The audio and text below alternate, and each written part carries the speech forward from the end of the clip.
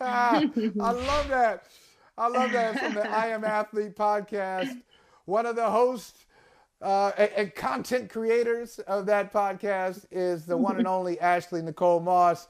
And Ashley, you were talking with Lawrence Taylor, who definitely fits into the greatness conversation. For some people, he's the greatest player in NFL history. And he says, I'm going with Montana. Forget about Tom Brady. What did you think when he said it, and what are you thinking now if you had some time to think about his comments? It's interesting, that was the reason I kind of posed that question. I think that there are so many different criterias for what greatness is, depending on who you ask, right? And I think that with LT, he comes from a particular era of football. So for him, greatness means different than maybe the people who grew up in the modern era of football. Or maybe there are people from LT's era who can kind of change with the wave of what greatness looks like or what the game has become and use that as the criteria. So for me, it's Tom Brady, but I can go ahead and understand the argument of a Joe Montana or a Dan Marino or, some other guys who are kind of thrown into that conversation of as the GOAT or as the greatest of all time or one of the GOATs or whatever the case may be. But it's interesting to see when you speak to different people, specifically men who have played the game, what that looks like for each of them and how it's such a fluid conversation. Not everyone agrees that it's Tom Brady. And I think that's just what makes sports such a interesting, dynamic conversation is you get so many different opinions on the exact same topic. No, I want to say this. I watch LT. In my book, he's in the conversation for the greatest NFL player ever. I would absolutely agree with that. But there's some white that's crept into the beard. And I feel like as someone who's had some white creep into my beard over the years, I notice when it starts to creep in, you get the y'all got it easy syndrome. I mean, the older you get, the more you start to look at people coming along behind you and go, well, you didn't have to deal with this and you didn't have to deal with that. And I didn't. I think he's got a little bit of that. Now, no, don't get me wrong. Joe Montana's great. But let's be honest, we see athletes very often, they try to stick up for their era, their contemporaries, their peers. So I get it. I think Joe can be part of that conversation, but there's a whole other, it's like me looking at a young person now and being like, well, you didn't have to deal with what it was like when you didn't have a cell phone. Well, you know what? They have to deal with what it's like to have a cell phone. It's kind of like back, like when, your grandparents or your old head uncles would say, well, back in my day, I had to walk. Well, it's not walk my to fault. School. We have cars now, Grandpa. It's not my fault. We have cell phones. This is the era I was born in. Do not put that against me. So, there's definitely a little bit of, era hateration going on. And I think that it's a little bit unfair. That's why it's so impossible to compare eras, right? We talk about, Jordan and LeBron, and we had that discussion. It's a never ending conversation, but you can't knock somebody for becoming, one of the greats in a different era. It's just the rules are the rules. The game is the game. But it's so interesting to hear how players specifically, not just fans, but players specifically who existed in that era and came up and did well and did beyond well in that era, just cannot get with the changing of the times and the changing of the game. It's actually kind of funny when you sit back and you listen to it from a different perspective. Yeah, and let me ask you guys both. Has the game, I know the game has evolved. The game has changed in a lot of ways. Okay, I'll go back. I'll give you an example. As the oldest person in this room here, so I can tell you, when I was probably like college, sophomore, junior in Pittsburgh, and, make a little extra money, $25 per article, that went a long way at San Remo's Pizza, get the college special, cheese pizza and soda. Anyway, $25 per article, I used to write about the Steelers. So I remember the Steelers had a Monday Night Football game against the Bengals. And the big story was, Sam Weish, the head coach of the Bengals, he's doing all these crazy things on offense because he has 3 receivers on the field. They got 3 receivers. Whoa, they got 3 receivers on the field at the same time. Whoa, what are we going to do here? And it was like a big deal. But I say, yes, the game has evolved. But for Lawrence Taylor, because he's not the only one who's doing this, Charles, you're right. Lawrence Taylor, Jerry Rice, any of the great players, Joe Montana for that matter, any of the great players from that era. Is it a different game? You guys tell me. Is it different? Is the game has differences, but is it not football anymore? Is that not the game? Do we see this game right now? Yeah, I mean, it's still football, right? It's the same game, but obviously it's the same game. I mean, you'd have to be crazy to not think it's the exact same sport that's being played. But I do think that it's fair to admit that the difference in rules drastically affect the game, right? The differences in rules when it comes to the protection of the quarterback, things you can and cannot do, makes it a drastically different type of game. At its foundation, it's all football. At its foundation, it's all basketball. But those changes in rules, whether small or big, definitely affect the sport as a whole. And I think that when you talk about eras, that's what the biggest difference is.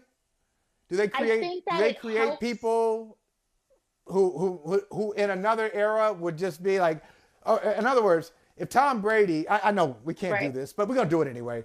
If Tom Brady played in like 1984, and so he's Joe Montana's backup, Montana goes out of the game, here comes Tom Brady.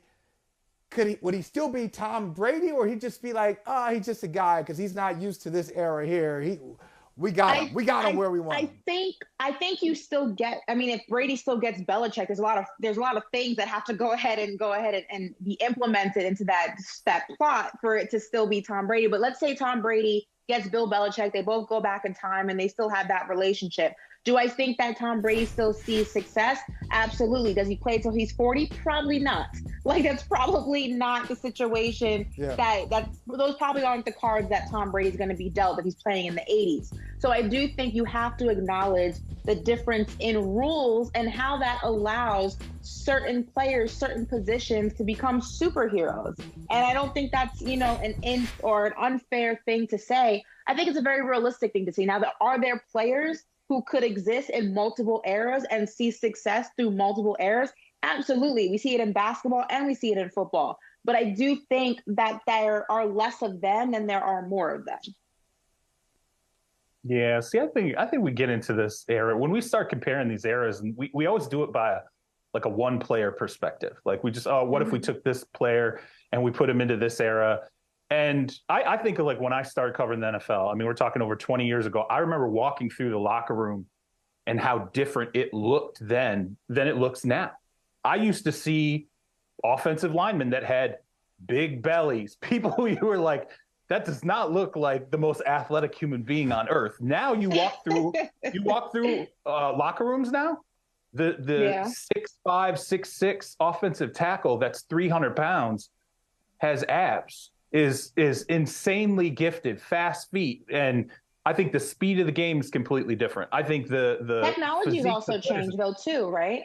Technology, I think the depth of the defensive looks that you face, the fact that, remember, there was a time where this idea of changing the defense at the snap, showing one thing and then changing it to another, all of a sudden that was revolutionary in the NFL. Well, that's only revolutionary if it wasn't happening a lot. If you could actually walk up the line of scrimmage and you knew what defense you were facing, it's just this layering of, and I think it's a fascinating subject. It's great to talk to players like Lawrence Taylor about that because there are so many different layers that can be argued. And I think ultimately it's the multiverse, right? You get all the Spider-Mans together. At the end of the day, they might have different attributes, but they're all Spider-Man. Okay, everybody, the greats are the greats. We can argue what gives them a little edge over someone else, but it's the Kobe, Jordan, LeBron argument. We can argue it forever, but at the end of the day, they were all great. Again, we can't knock people for existing in ever-changing times. Like, technology is supposed to change. The helmets are supposed to get better. The nutrition's supposed to get better. The rehabilitation tools and techniques are supposed to get better. The game, in order to exist and to continue to exist, has to evolve. That's no different than regular technology in everyday world. If we were still walking around with beepers and payphones, a lot of things would look drastically different now. it has to evolve in order to continue to exist. So while I understand the comparison of the eras of, the old heads or the OGs, as we like to call them, say back in my day, we can't live in the 80s forever. Things have to go. We have more than 10 channels on TV now. It's cool in 2023. There's no reason to knock it. There's a lot to love about 2023. Yeah, and it's too bad. I feel for them because really what it comes down to, yeah, they're defending their eras. But for a lot of these players, what's unspoken there, but it's kind of hovering, it's like 10 elephants in the room, it's like the money too. It's the money. Yeah. It's like, wait a minute. I mean, that's part of it. Like, okay, I saw a story today. I know, it's kind of going outside of football, but this is not unusual. I saw a story today about Grant Williams of the Celtics. He's going to be a restricted free agent, and he's going to get somewhere between $17 and $20 million. Yeah. Okay, back in the day, $20 million. Wow. That was like what T-Mac was making. That was star money back then. Right. It's relatively nothing in the NBA. Like relatively, like $20 million. If you're the best player on your team, you're making twice that. If you're an All NBA player, you're not making $20 million. You're probably making 40. If you're Russell, you're making what's Russell Westbrook making? What, 46 or 38? Whatever, something crazy. Okay. Yeah, a lot more than 42 maybe. Yeah, a lot more than $20 million. And so I understand a lot of athletes now look at the platforms that exist for the modern athlete, look at the money that exists for the modern athlete, and they're not necessarily saying these guys are trash. In some ways, it's like doing that thing like, God, if I had been born 10 years later. Well, they built it, right? They built it. Yeah, I mean, we look at what. But yeah, what exists now, that's nice. That's a pat on the head. That feels like a very that feels like a condescending pat on the head, doesn't it? Hey, you built it. No, I'm standing on your shoulders. Interesting. Yeah, it's interesting you bring it up though, because when we spoke to Steven Jackson, we kind of had this conversation in basketball terms about guys who go ahead and embrace the fact of being the vet in the locker room and, kind of taking the new guy under their wing and getting them ready to lead the franchise. In that aspect, we spoke about Tony Parker and DeJounte Murray of the San Antonio Spurs and how, Tony Parker didn't do that for DeJounte. And he spoke about that in the podcast, with Steven Jackson and Matt Barnes, All the Smoke. And, that was something that's brought up as well, is like some guys are able to pass that torch and say, listen, the game is the game and it's going to continue to evolve, and it's not their fault that they're coming up in this new era where they can make more money and they have more avenues to do it. I'm going to be a vet and still do my job and kind of get them ready to lead this franchise. And some guys aren't able to do that. Some guys aren't able to get out of their own way and be okay with that. This was the era I came up in rather. And yeah, it may not be getting me the accolades and the money that, these guys are getting now, but that's not their fault. I'm not going to take it out on them. Some guys are built to be able to look past that, and some guys aren't. And you see that throughout all sports. It's not an easy pill to swallow, knowing that someone who does the same thing as you, maybe not even as greatly as you do, or did it, making twice the amount of money. That's a tough pill to swallow. It is hard. It's not an easy thing. That is tough. But I'll tell you, I'm glad you're in this era, Ashley, because I want to ask you just quickly about your Super Bowl observations. We saw you. We were able to see you in person during Media Row in Arizona. Happy to see you doing your thing. There we go. We got our stance. Look at that. I was a little uncomfortable right there. I couldn't get that. Hey, Jim. Michael, you're not gonna get Jim back on the show because Rihanna called him boo. It's over for y'all. Like the price went all the way up. Wow. How about that? I know. Boo. Thank you, boo. So what was your, if you walk away from Arizona and you tell somebody, okay, this is what I saw, or this is what I think about Super Bowl 57, here's my number one point, your number one point from Super Bowl 57, maybe the week leading up to it or the game itself, and that is what? Well, it looks like there won't be a parade for any NFC East team this year, huh?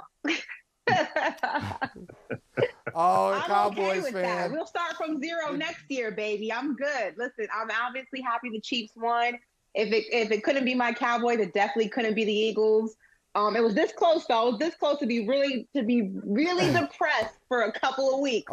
But luckily, Patrick Mahomes did their thing, and the refs may have helped them out. I don't know. Whatever. I'm not here to judge. I just know it wasn't the Eagles. So.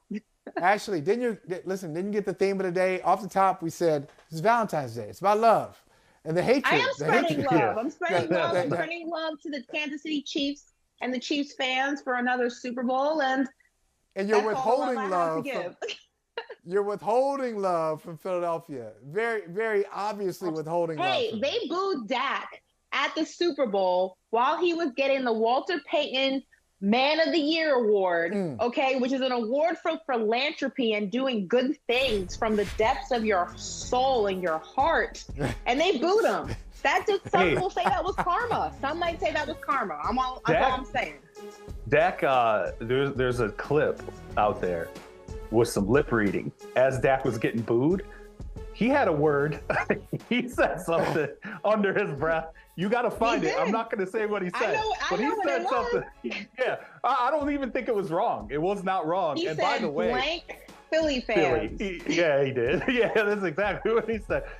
There were legitimately 2 titles awarded though, right? Like when I looked at Twitter, I was like, I don't know if Kansas City fans or Dallas fans are like more hyped at this outcome right now. Like I think it was like Cowboys fans still got their ring. They got their ring just because Philly didn't. Oh, for sure. Amazing. For sure.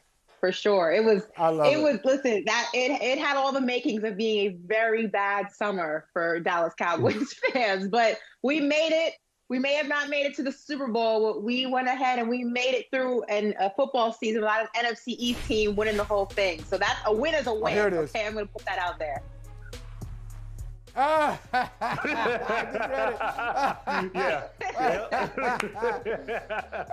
And that's and listen, and I like that. I like that your Man of the Year said that too. Yeah, like, I want to see the whole self. Like we all have our moments. We're not always, just all polished and saying the right things. That's legit. That's genuine. Listen, Michael, Dak was doing interviews throughout, Super Bowl week, and he made it very clear he could not and will not root for Philly. They were asking for his predictions, and he was very outspoken with the fact anybody but Philly. Like it just can't happen. It just can't happen. I'm sorry. That's the right answer. Yeah, that's the right answer. Good for him. Ashley, great to see you. As I told Charles off the top, I love you.